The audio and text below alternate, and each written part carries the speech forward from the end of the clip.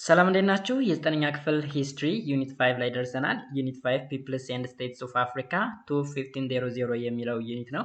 በዚህ ቪዲዮ የዩኒቱን የመጀመሪያ ክፍል እናያለን። እንግዲህ በዚህ አጋጣሚ አሁንም ደጋግሜ እነግራችኋለሁ የ11ኛ ክፍል ሂስትሪም ልክ እንደዚሁ ነው። 11ኛ ክፍል ወደ ጎን ሳሳያችሁ ዩኒት 5 ፒፕልስ ኤንድ ስቴትስ ኦፍ አፍሪካ 1500 ይላል። ስለዚህ በተደጋጋሚ እነግራችኋለሁ 11ኛ ክፍልና 9ኛ ክፍል አንድ ነው እያልኳችሁ ነው። ሶ ጋይስ እንግዲህ እንደተለመደው ላይክ ማድረጋችሁን አትርሱ ማለት ነው። ቪዲዮውን አዲስ ከሆናችሁ ደግሞ ሰብስክራይብ እያደረጋችሁ ቤተሰብ ሁኑ። ስለዚህ ፒፕልስ ኤንድ ስቴትስ ኦፍ አፍሪካ 1500 ምን እንደሆነ እንድትል እንማራለን በዚህ ዩኒት ማለት ነው። ዛሬ ግን የመጀመሪያውን ክፍል እናያለን። መጀመሪያ እዚህ ጋር የምናገኘው እንግዲህ there is a unit introduction ወይም ደግሞ መግቢያ ማለት ነው። this unit deals with the linguistic classification of peoples of Africa መጀመሪያ እንግዲህ ስለ ላንጉጅ እንማራለን። in unit 2 you have learned about ancient Egypt, Kush and Carthage በዩኒቱ እንግዲህ ትምህርታችሁ ሪኮል አድርጉ ወይም አስታውሱ ስለ ancient Egypt ወይም ስለ ጥንቷ ኢጅፕት ስለ ኩሽ እና ስለ ካርቴጅ ተምራችኋል። the civilizations of the peoples and states is discussed as parts of the ancient classical wood civilization okay እነዚህ የግብጽ የኩሽ እና የካርቴጅ ስልጣኔ በአለማችን ላይ በጥንቱ ዘመን ከነበሩ ስልጣኔዎች መካከል እንደነበሩ ለማየት ችለናል። Apart from those peoples and states, several civilizations were flourished in different parts of the continent.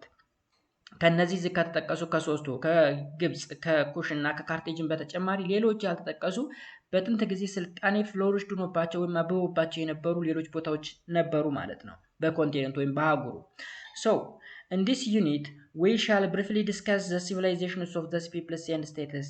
አያችሁ አሁን በዚህ ዩኒት ዲቴል እንማማራለን ስለነዚህ ሀገሮች ማለት ነው። ስለነ ኢጅፕት፣ ስለ ኩሽ፣ ስለ ካርቴጅ ወይም ደግሞ ስለ ሌሎች ስላልተጠቀሱ የጥንት ስልጣኔዎች የምታስታውሱ ከሆነ ዩኒት 2 ላይ ኢጅፕትን ነካክቶ ከተወ በኋላ ዩኒት 5 ላይ ዲቴሉን ትማርታላችሁ የሚል ነገር ነበረ አስታውሳችሁ ከሆነ። ስለዚህ ዩኒት 5 ላይ ተመልሰን አገኘ ነው ማለት ነው። ሶ መጀመሪያ ግን ስለ ላንጉጅ ኤንድ ፒፕልስ ኦፍ አፍሪካ እናያለን። ላንጉጅ ምንድን ነው? የአፍሪካ ህዝብ ምን አይነት ቋንቋ ይናገራል? የላንጉጅ ክላሲፊኬሽን ምን ይመስላል? የሚለውን ነገር በዚህ ክፍል ውስጥ እናያለን ማለት ነው። ከዛ በፊት there is a key terms here key terሞች አሉ። people, state, pre-colonial empire የሚሉ ቁልፍ ቃላቶች አሉ። በጣም ሲምፕል የሚባሉ ወርዶች ናቸው። alright አፍሪካ is a vast continent inhabited by peoples who speak various language እንግዲህ አፍሪካ የምታወቀው በጣም በርካታ ህዝቦች ያሉባት ሰፊ አህጉር እንደሆነች የተለያዩ ቋንቋ ተናጋሪ ህዝቦች ያሉባት ሀገር ነች። Linguists have stated that over 1000 diverse and interrelated languages are currently spoken all over the continent እንግዲህ linguists ሲል የቋንቋ ባለሙያዎች ማለት ነው ወይም በቋንቋ ዘርፍ የሚያጠኑ ሰዎች ማለት ነው። ስለዚህ 1000 እና ከዛ በላይ የሚደርሱ እርስ በርሳቸው የሚዛመዱ ቋንቋዎች በአሁኑ ሰዓት አፍሪካ ውስጥ ይነገራሉ ማለት ነው ጋይስ። ኦኬ languages that belongs to the same group share a certain vocabulary or words በተመሳሳይ ግሩፕ ውስጥ የሚመደቡ ላንጉጆች ተመሳሳይ የሆኑ ቮካብለሪ ማለት አዲስ ቃላት ወይም ቃላት ማለት ነው። እንዲሁም ወርድም ያው ቃላት ነው ሼር ይደራረጋሉ ማለት ነው። ለምሳሌ ሱቅ የሚል ነገር ብትወስዱ በአማርኛ ሱቅ እንላለናል፣ ግን አረበኛ ነው በዋናነት። ሶ አረበኛና አማርኛ ሴሜቲክ ስለሆነ ተመሳሳይ ቃላትን ወይም ወርድን ሼር ያደርጋሉ ማለት ነው። alright linguists describe the degree of the relationship among those languages. Based on this, they classify the peoples of Africa into speakers of four superfamilies of language. እንግዲህ የቋንቋ ባለሙያዎች በቋንቋዎች መካከል ያለውን ዝምድና ምን እንደሚመስል ለማስቀመጥ ሞክረዋል። በዚህም መሰረት እንግዲህ አፍሪካ ውስጥ የሚነገሩ ቋንቋዎችን በአራት ዋና ዋና የቋንቋ ቤተሰቦች ክላሲፋይ አድርገዋል ወይም ደግሞ መድበዋል ማለት ነው። የመጀመሪያው እንግዲህ ኮንጎ ኮርዶፋንስ የሚባል አለ። ኮንጎ ኮርዶፋኒያን፣ አፍሮ ኤዥያቲክ፣ ኔሎ ሳሃራን ኤንድ ኮይዣን ይባላል። ስለዚህ የመጀመሪያው ኮንጎ ኮርዶፋኒያን፣ አፍሮ ኤዥያቲክ፣ ኒሎ ሳሃራን ኤንድ ኮይዣን አራት ደረሱ ማለት ነው። 1 2 3 4። ስለዚህ እነዚህ ቋንቋዎች አፍሪካ ላይ የሚነገሩ የቋንቋ ቤተሰቦች ናቸው፣ ዋና የቋንቋ ቤተሰቦች። ኦኬ ጋይስ እዚህ ጋር እንግዲህ በዲያግራም እንደምታዩት ሱፐር ፋሚሊስ ኦፍ አፍሪካ ላንጉጅ ይላል። አራት ናቸው አይደል ከፍለን ያየናቸው። ኒጀር ኮንጎ አለ፣ አፍሮ ኤዥያቲክ አለ፣ ከዛ እዚህ ጋር ደግሞ ኒሎ ሳሃራን ኤንድ እዚህ ጋር ደግሞ ኮይሳን ተብሎ የሚጠራ አለ። አሁን እዚህ ጋር የምታዩት እንግዲህ ኒጀር ኮንጎ በውስጡ የያዛቸውን እዋቸው ዌስት አትላንቲክ የሚባል አለ፣ ማንድ የሚባል አለ፣ ቮልታይክ የሚባል ክዋ፣ አዳማዋ ኢስት የሚባል አለ፣ ኮርዶፋኒያን ኮርዶፋኒያን ተብሎ የሚጠራ አለ። እንደገና ኒሎ ሳሃራን የሚባለው ወይም ናይሎ ሳሃራን ደግሞ ቸሪ ናይል፣ ሶንጋይ፣ ሳሃራን፣ መባን፣ ኮማን፣ ፉር የሚባሉትን በውስጡ ይዟል ማለት ነው ናይሎ ሳሃራን። ኤንድ አፍሪጂያቲክ ላይ ስንመጣ ደግሞ በርበር የሚባል አለ፣ ቻዲክ አለ፣ ኮፕቲክ ወይም አንሸንት ኢጅፕት ማለት ነው ወይም ጅፕቲያን ማለት ነው። ኤንድ ኩሽቲክ የሚባል ኦሞቲክ፣ ሴሜቲክ የሚባል ዘርፎችን ይዟል በውስጡ ማለት ነው አፍሪጂያቲክ። ኮይሳን የሚባለው ደግሞ ኮይኮይ እና ሳን የሚባሉ ሁለት ብራንቾችን ይዟል ማለት ነው ጋይስ። ሶ ይሄ ሱፐር ፋሚሊ ኦፍ አፍሪካን ላንጉጅ እንለዋለን ይሄን ዲያግራም ማለት ነው። ኦልራይት the speakers of Afro-Asiatic superfamily live in North Africa, Sahara, the Horn of Africa and around the Lake Chad. የማን ተናጋሪ? የአፍሮ-ኤዥያቲክ ተናጋሪ ማለት ነው። የአፍሮ-ኤዥያቲክ ተናጋሪዎች የት ይገኛሉ? ኖርዘርን አፍሪካ ይገኛሉ፣ ሰሃራ አካባቢ ይገኛሉ፣ ሆርን ኦፍ አፍሪካ ወይም የአፍሪካ ቀንድ ምስራቅ የአፍሪካ ክፍል አካባቢ ማለት ነው። ቼድ ላይክ ማን ነው ሌክ ቻድ አካባቢ ይገኛሉ ወይም ቻድ ሐይቅ አካባቢ ይገኛሉ ማለት ነው። this super family is divided into 6 subgroups subgroup ለስድስት እንደሚከፈሉ አይተናል እዚህ ጋር 1 2 3 4 5 6 እሱም በርበር፣ ቻዲክ፣ ኮፕቲክ፣ ኩሽቲክ፣ ኦሞቲክ ኤንድ ሴሜቲክ ተብሎ ይከፈላል ማለት ነው። እንደምታዩት እዚህ ጋር በርበር፣ ቻዲክ፣ ኮፕቲክ ወይም አንሸንት ኢጅፕቲያን፣ ኩሽቲክ፣ ኦሞቲክ ኤንድ ሴሜቲክ ተብሎ ይከፈላል። the Semitic language subgroup is spoken mainly in the Horn of Africa ማንኛው ሴሜቲክ የሚባለው ወይም ሴማዊ ቋንቋ በየት ብቻ ነው የሚነገረው ይላል ወይም በዋናነት ማለት ነው። ማይንሊ ሲል በዋናነት በሆርን ኦፍ አፍሪካ ይነገራል ማለት ነው። the Omotic subfamily is spoken only in Ethiopia ማን ኦሞቲክ የሚባለው ግን በኦሞ ቫሊ አካባቢ የሚነገር ኢትዮጵያ ውስጥ ብቻ ያለ ቋንቋ ነው ማለት ነው። the Cushitic branch extends from the Red Sea coast through the Horn of Africa and into the central Kenya and Tanzania ኩሽቲክ የሚባለው ደግሞ የኩሽ ብራንች ወይም የኩሽ ቋንቋ ደግሞ በቀይ ባህር ዳርቻ አካባቢ በምስራቅ አፍሪካ ወይም ደግሞ በሆርን ኦፍ አፍሪካ አፍሪካ ቀንድ አካባቢ እንዲሁም ደግሞ ሴንትራል ኬንያ ወይም ኬንያ ማዕከላዊ ኬንያ አካባቢ ታንዛኒያ አካባቢ ኩሽቲክ ይነገራል ማለት ነው። ኦልራይት based on rough estimate the Niger Congo superfamily has most significant numbers of speakers followed by the Asiatic superfamily ኦኬ ከኤዥያቲክ ሱፐር ፋሚሊ ቀጥሎ ደግሞ ኒጀር ካንጎ የሚባለው ሱፐር ፋሚሊ ነው። አፍሪካ ውስጥ ብዙ ተናጋሪዎች አሉት ማለት ነው። this super family has two main branches ኒጀር ኮንጎ and ኮርዶፋኒያ ተብሎ የሚከፈሉ ሁለት ብራንቾች አሉት። ማን ኒጀር ኮንጎ ሱፐር ፋሚሊ ኒጀር ኮንጎ and ኮርዶፋኒያ የሚባሉ ሁለት ዋና ዋና ማለት ነው። ኒጀር ኮንጎ covers much of the West Africa and all Bantu Africa ኒጀር ኮንጎ የሚባለው እንግዲህ የዌስት አፍሪካ ወይም የምዕራብ አፍሪካ ቋንቋዎች አብዛኞቹ በዚህ ውስጥ ነው የሚካተቱት። ከዛ በተጨማሪ ደግሞ ባንቱ የሚባሉ አፍሪካውያን የሚናገሩት ቋንቋ ነው ማለት ነው። ባንቱ ስፒከርስ ሊቭ አክሮስ ማች ኦፍ ዘ ሰብሳሃራን አፍሪካ ባንቶች የት ነው የሚገኙት? ሰብሳሃራ አፍሪካ ላይ ነው የሚኖሩት። ስለዚህ ምን አይነት ቋንቋ ይናገራሉ? ኒጀር ኮንጎ ይናገራሉ ማለት ነው። there are over 450 languages that are grouped into Bantu family አያችሁ ባንቱ ውስጥ የሚመደቡ 450 እና ከዛ በላይ የሚደርሱ ቋንቋዎች አሉ ማለት ነው።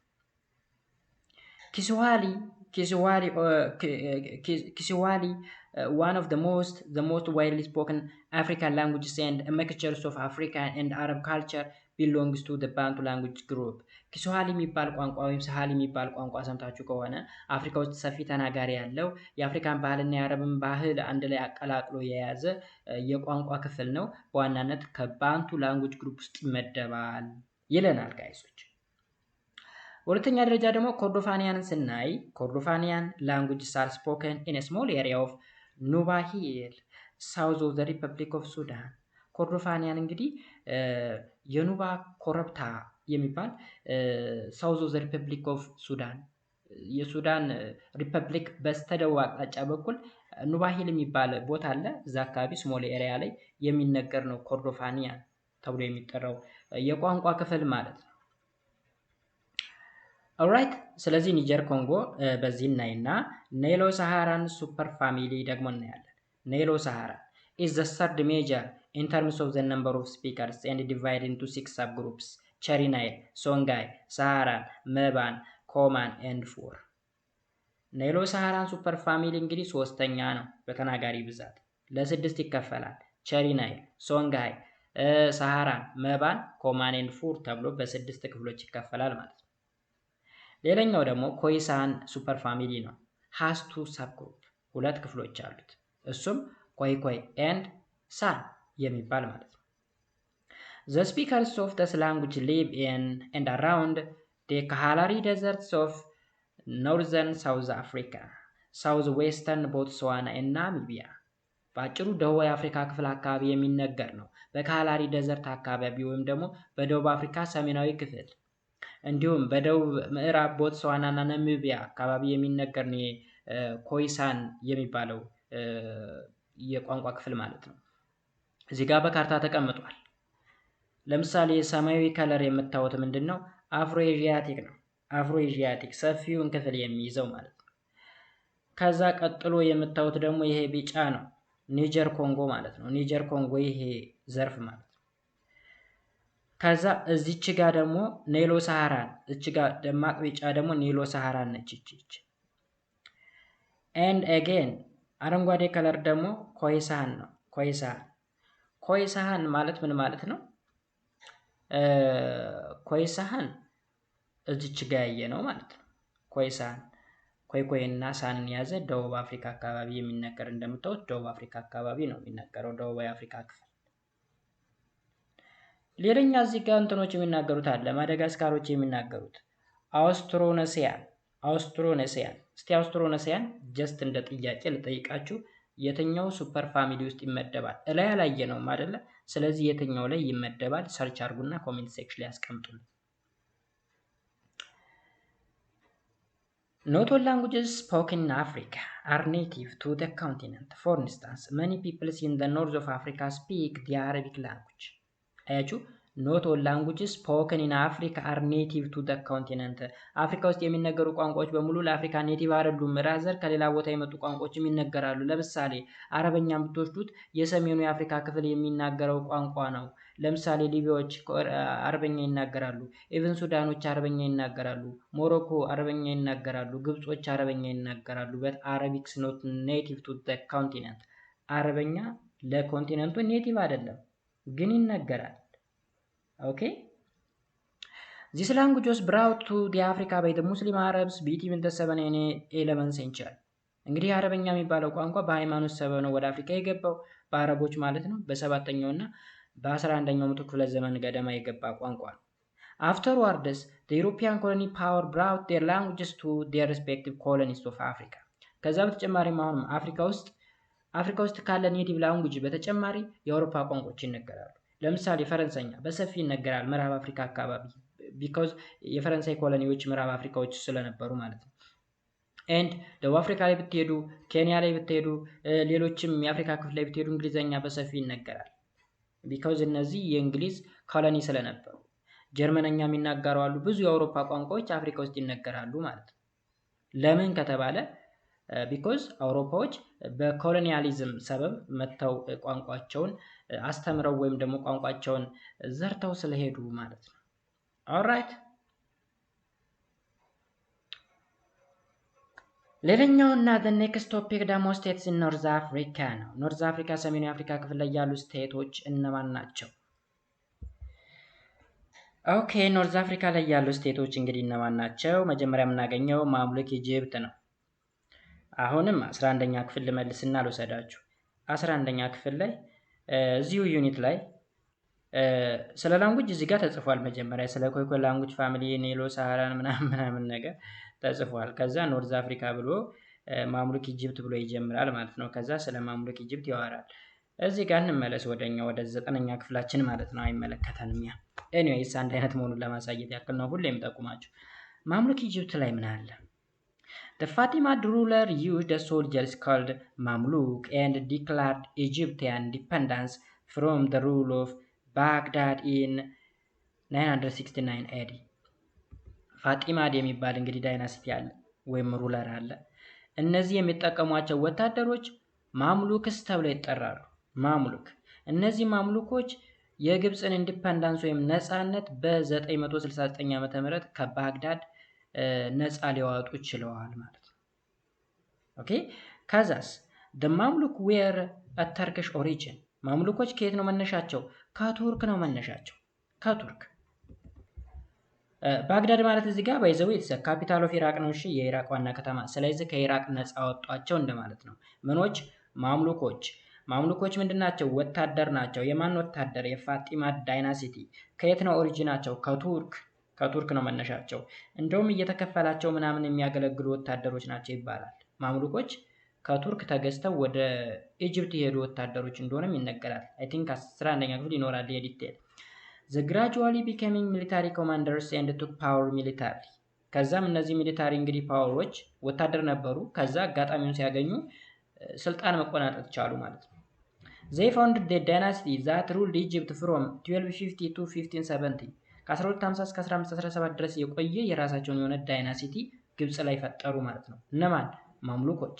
after that they extended into Palestine, Syria, Europe and Asia አያችሁ ከዛ በኋላ ግዛታቸውን እያስፋፉ ወደ ፍልስጤም፣ ወደ ሶሪያ፣ ወደ አውሮፓ እና ወደ ኤዥያ ተስፋፉ ማለት ነው። Beside Egypt under the Mamluk witnessed critical economic development. During the rules of the Mamluks, Ethio-Egyptian relation was full of conflict. አያችሁ እንግዲህ ማምሉኮች በነበሩበት ጊዜ እንግዲህ ኢኮኖሚያቸው ከፍ ብሎ ነበር፣ የግብጾች አይዋሽ። ነገር ግን ከኢትዮጵያ ጋር ያላቸውን ሪሌሽን ስናይ ፉል ኦፍ ኮንፍሊክት ነው። በቃ በጸብ የተሞላ ነበረ በማምሉኮች እና በኢትዮጵያውያን መካከል ያለው ሪሌሽንሽፕን ስናይ ማለት ነው። However, the Ethiopian ruler Zara Yaqub ruled from 1434 up to 68 tried to create a smooth relationship. ነገር ግን ምንም እንኳ በግብጽና በኢትዮጵያ መካከል ያለው ሪሌሽንሽፕ በጣም የሻከረ ቢሆንም እንኳ ወይም ፉል ኦፍ ኮንፍሊክት ቢሆንም እንኳ የኢትዮጵያው መሪ አጼ ዘርዓ ያዕቆብ በግብጽና በኢትዮጵያ መካከል ያለው ዝምድና ስሙዝ እንዲሆን ወይም ደግሞ ለስለስ ያለ እንዲሆን ለማድረግ ሞክሮ ነበር።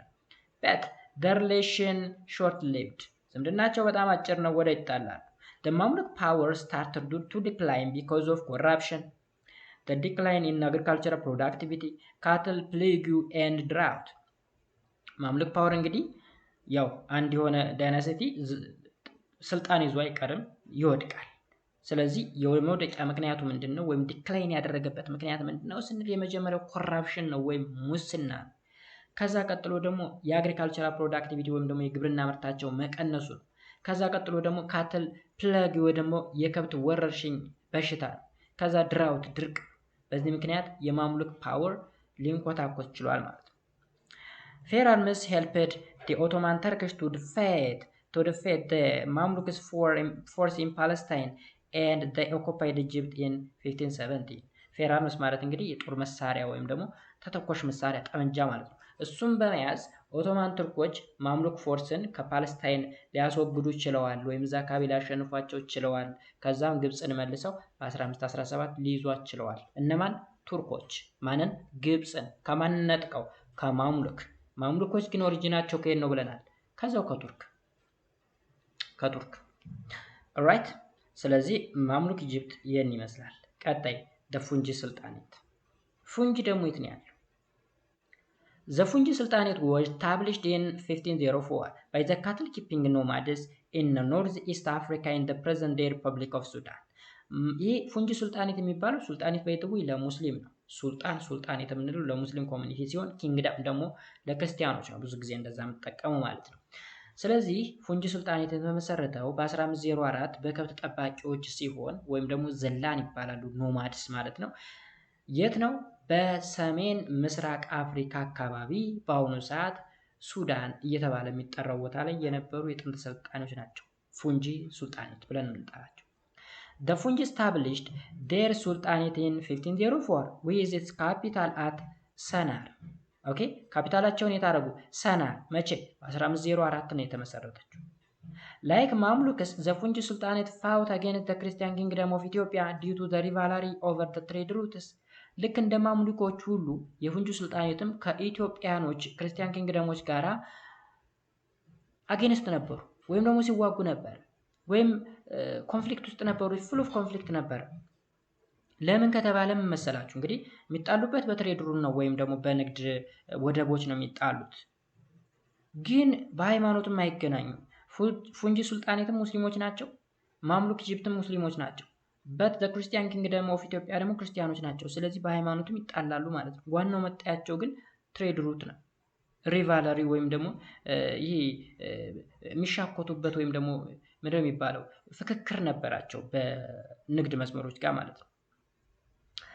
As a result, the army of King Sisinius destroyed that in about 1620 ከዛም በኋላ አጼ ሲሲኒዮስ ወይም ንጉስ ሲሲኒዮስ የጎንደሩ ማለት ነው በ1620 ሄዶ ድምጥማጣቸውን አጥፍቶ ከተማዋን ውድም አድርጓት ተመልሶ መጣ ማለት ነው። However, the Fungi Sultanate continued to exist until Muhammad Ali of Egypt conquered it in 1820. ምንም እንኳ አጼ ሲሲኒዮስ ዲስትሮይድ አድርጎ አጥፍቷቸው ቢመጣ ኢቭን ከተማዋን በሙሉ ነበር ጨፍጭፏት የመጣው። 11ኛ ክፍል በሰፊው አለ። ጨፍጭፏት ቢመጣም እንኳ የፉንጁ ሱልጣኔት ደካማም ሁና ቢሆን እስከ 1820ዎቹ ድረስ ቆይታለች። ማን እስኪመጣ ድረስ? ሙሐመድ አሊ ኦፍ ኢጅፕት እስኪመጣ ድረስ፣ የግብፁ ሙሐመድ አሊ ፉንጅን እስኪወራት ድረስ ማለት ነው። ጋሪት። ስለዚህ ይሄን ይመስላል ማለት ነው ጋይስ። መልካም። ሌላው 5.3 the spread of Islam and its impact in West Africa የእስልምና መስፋፋትና በዌስት አፍሪካ ወይም በምዕራብ አፍሪካ ያለው ተጽዕኖ ምን ይመስላል የሚለውን ደግሞ እንዳስሳለን። After the birth of Islam, early in the 7th century, the Muslim Arab conquered Egypt in 642 AD. እንግዲህ የእስልምና ሃይማኖት በሰባተኛው ክፍለ ዘመን ከተወለደ በኋላ ወይም ከተፈጠረ በኋላ ሙስሊም አረቦች ማንን ወረሯት? ግብፅን። መቼ? በ642 AD ማለት ነው። Later in the century, they went on from Egypt to the rest of North Africa. ከዛ ግብፅን ያዙ። ከዛ በኋላ ከግብፅ በኋላ ደግሞ ሌሎች ሰሜን አፍሪካ ላይ ያሉ ሀገሮችንም መውረር ጀመሩ ማለት ነው። By the end of the century, በየትኛው ሴንቸሪ? በሰባተኛው ሴንቸሪ መጨረሻ ማለት ነው። The Arab Empire had reached Morocco and even conquered the southern Spain. አያችሁ፣ በሰባተኛው መቶ ክፍለ ዘመን መጨረሻ ማለት ነው። By the end of the century ስንል ሞሮኮ ድረስ መድረስ ቻሉ። ከዛም ደቡብ የስፔንን ክፍል ሁሉ ሳይቀር መውረድ ቻሉ። ምኖች? አረቦች። After polito-religious rivalries in the 11th century, there was a revals of the Islam in the North Africa, accompanied by the further waves of the Arab migration. እንግዲህ ተመልከቱ። After the politico-religious rivalry in the 11th century, there was a revals of Islam in North Africa, accompanied by further waves of the Arab immigration. እነዚህ እንግዲህ ፖለቲካም ሃይማኖትም ነው አላማቸው፣ አረቦች ማለት ነው። ፖለቲካ ማለት ብዙ ግዛቶችን እያስፋፉ የተለያዩ ሀገሮችን እየወረሩ ነው። ሪሊጂየስ ስንል ደግሞ ሃይማኖቱን እያስፋፉ ነው በሰሜን አፍሪካ ላይ። ናይዴስ ሰሜን አፍሪካ ሙስሊም ነው ሙሉ በሙሉ በሚባል ደረጃ ማለት ነው። ከዛ ደግሞ ከአረብ ኢሚግሬት ያደረጉ ወይም ደግሞ የተሰደዱ እዛው አካባቢ ሰሜን አፍሪካ አካባቢ የሚገኙት ደግሞ ለአረቦች ያግዛሉ በሚገርም ሁኔታ ማለት ነው። This was also followed by the expansion of the West African Empire. ከዚያ በኋላ በዌስት አፍሪካ ወይም በምዕራብ አፍሪካ ኤምፓየሮች ኤክስፓንድ እያደረጉ የተስፋፉ መጡ ማለት ነው። ዜና እስልምና በምዕራብ አፍሪካም በሰሜን አፍሪካም እየተስፋፋ መጣ። እስላም ፕሮሞትድ ትሬድ between West Africa and the Mediterranean. አሁንም እስላም ምንን ፕሮሞት አድርጓል ወይም ምን አስተዋውቋል? ትሬድን በማና በመካከል በምዕራብ አፍሪካ እና በሜዲትራኒያን መካከል ያለውን ትሬድ ማለት ነው። The religion developed and widened the trans-Saharan caravan trade. አሁንም የሃይማኖት ምንን አስፋፋ? ትራንስ-ሳሃራን ካራቫን ትሬድ የሚባለውንም አስፋፋ። ቢኮዝ ምን መሰላችሁ? ሰዎች ሃይማኖት ሊሰብኩ ይመጡና ግን ንግድ ነው የሚነግዱት። ስለዚህ ንግዱን አስፋፉ። እግረ መንገዳቸውን ሃይማኖቱን እያስፋፉ ነው ማለት ነው። The work enriched the West Africa and the Muslim traders.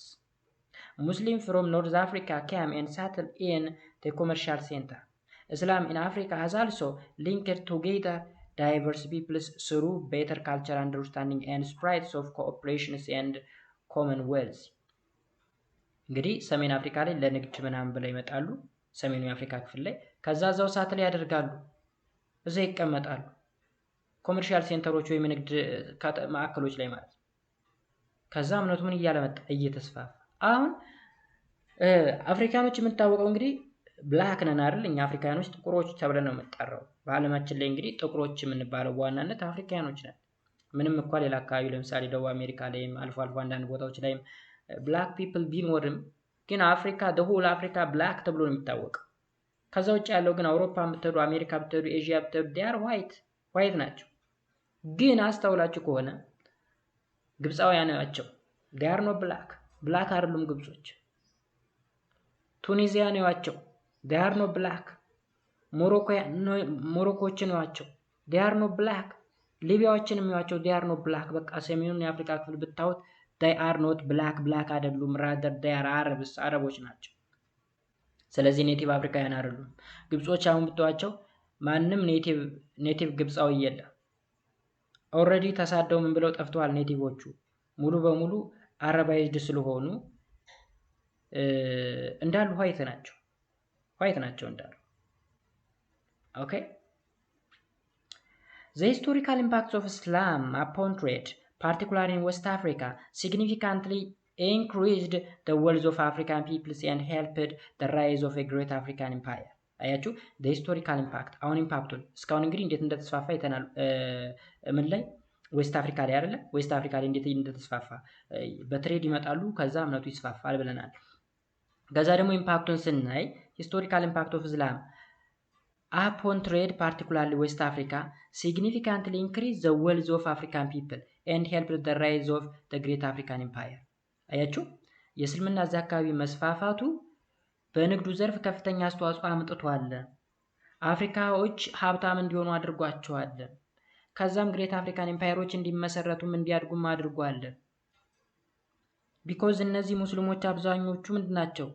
ዲያር መርቻንትስ ነጋዴዎች ናቸው። ኢቨን ኢትዮጵያ ውስጥ እንኳን ብንመጣ ሙስሊም ኮሚኒቲው ነው በንግድ ዘርፍ በዋናነት ተሰማርቶ የምታዩት።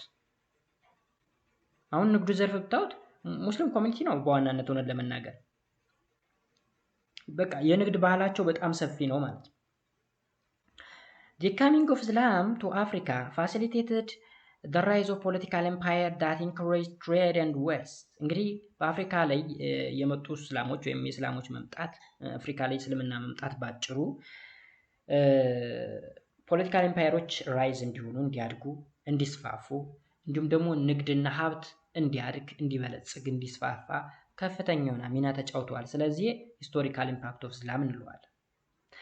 Islam was also more attractive to kings because of its concepts of the caliphs combined political power with religious authority. ከዛ ደግሞ እስልምና ለመሪዎች ደግሞ በጣም ምቹ ነው ይላል። እስልምና አሁን የእስልምና ባህል ለመሪዎች ወይም ደግሞ ለኪንጎች ምቹ ነው። ፖለቲካል ፓወራቸውን እንዲሁም ሃይማኖታቸውን ኤክሰርሳይዝ ለማድረግ ምቹ ነው፣ ወይም ፖለቲካል ፓወራቸውን ከሃይማኖታቸው ጋር። ያ ማለት ለምሳሌ አንድ የፖለቲካ መሪ ሃይማኖትን ማስፋፋት ይችላል፣ ፖለቲካውን ማስፋፋት ይችላል። ሁለቱን ባንድ ማድረግ ይችላል ማለት ነው። ሶ እዚህ ጋር ሴኩላሪዝም የሚባል ነገር የለም። የሃይማኖትና የመንግስት መለያየት ወይም ደግሞ ፖለቲካ ከሃይማኖት ይለያያል የሚባል ነገር የለም። መሪም ሆኖ ሃይማኖታዊ እንቅስቃሴዎችን ያካሂዳል ማለት ነው። ስለዚህ ለንጉሶች ምቹ ሆኖ ነበረ። ይሄ ሌላኛው ኢምፓክቱ ነው፣ ሌላኛው ተጽዕኖ ነው ማለት ነው ጋይስ። ኦልራይት ሶ ጋይስ የመጀመሪያው ፓርቲን ይመስላል። በኔክስት ደግሞ 5.4 ጀምረን ስቴትስ ኢን ዌስት አፍሪካ ከሚለው ጀምረን የምንቀጥል ይሆናል ማለት ነው። አብራችሁ ስለነበራችሁ ቴንክ ዩ ቬሪ ማች። ለዩቲዩብ ቻናል አዲስ ከሆናችሁ ሰብስክራይብ እያደረጋችሁ ቤተሰብ ሁኑ። በየጊዜ የሚለቀቁ ቪዲዮዎች ሲለቀቁ የማስታወቂያ መልእክት ይደርሳችሁ ዘንድ የማስታወቂያ መልእክቷን ኦን አድርጉ። መልካም ጊዜ። ባይ ባይ።